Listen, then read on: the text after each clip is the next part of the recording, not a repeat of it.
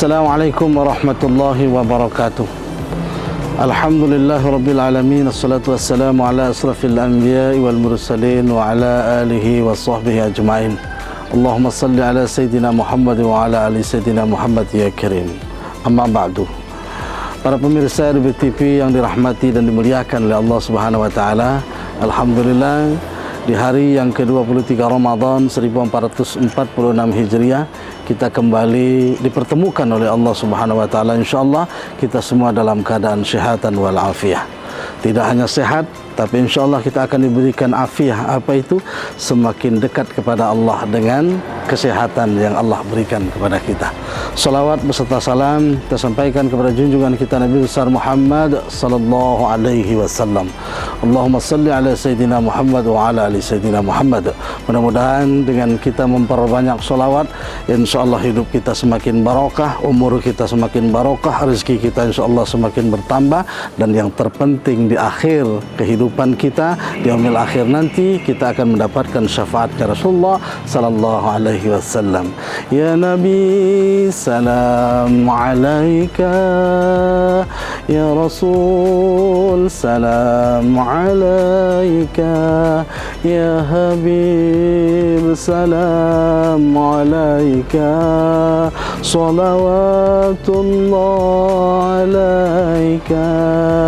InsyaAllah ada wajilat qulubuhum, ada getaran dalam hati kita, ada ketenangan dalam jiwa kita.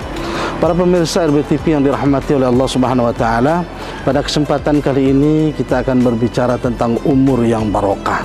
Setiap kita tentu yang diberikan batas usia oleh Allah. Likulli ummatin ajal. Kita ini punya batas usia masing-masing. Maka bagaimana batas usia yang diberikan oleh Allah ini kemudian kita jadikan sebagai umur yang bermanfaat, umur yang barokah. Dalam sebuah hadis riwayat Imam At-Tirmizi dan Ahmad, khairun nas man tala umruhu wa hasuna amaluhu wa syarrun nas man tala umruhu wa sa'a amaluhu. Sebaik-baiknya manusia itu adalah yang dipanjangkan usianya oleh Allah, baik juga kualitas amal ibadahnya. Dan sejelek-jelek manusia itu adalah yang diberikan kesempatan umur panjang oleh Allah, tapi kualitas amalnya jelek.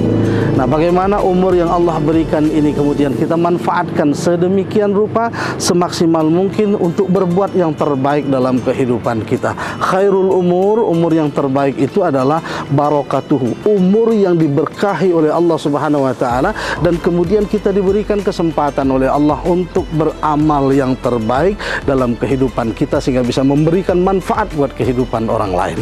Para pemirsa RBTV yang dirahmati dan dimuliakan oleh Allah Subhanahu wa taala, oleh karena itu saya mengajak kita semua melalui bulan yang penuh dengan barokah, penuh dengan maghfirah ini, kita jadikan usia kita usia yang benar-benar bermanfaat untuk kehidupan orang lain, sehingga walaupun kita nanti ya setelah meninggal dunia, kebaikan-kebaikan yang kita lakukan semasa hidup itu senantiasa dikenang oleh banyak orang, dikenang oleh anak cucu kita termasuk kolega-kolega kita. Para pemirsa yang dirahmati dan dimuliakan oleh Allah Subhanahu wa taala, kita tidak tahu dengan apa kita mulia.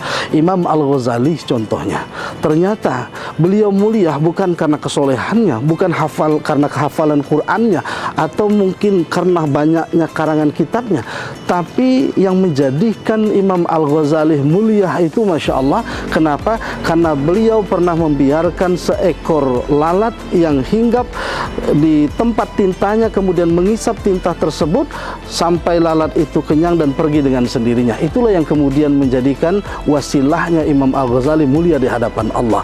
Bahkan mohon maaf, seorang wanita tunasusila, seorang pelacur ya yang berlumuran dosa mendapatkan maghfirahnya Allah, bisa masuk surganya Allah. Apa penyebabnya? Karena dia pernah memberi minum seekor anjing yang kehausan di padang pasir. Masya Allah, memberikan minum kepada seekor anjing saja Allah muliakan kita, apalagi kemudian kita ya memberi makan orang berbuka, ya memberi minum orang yang berbuka puasa, maka itu akan lebih mulia. Apalagi misalnya ngenjuak THR Ustaz, itu akan lebih barokah lagi.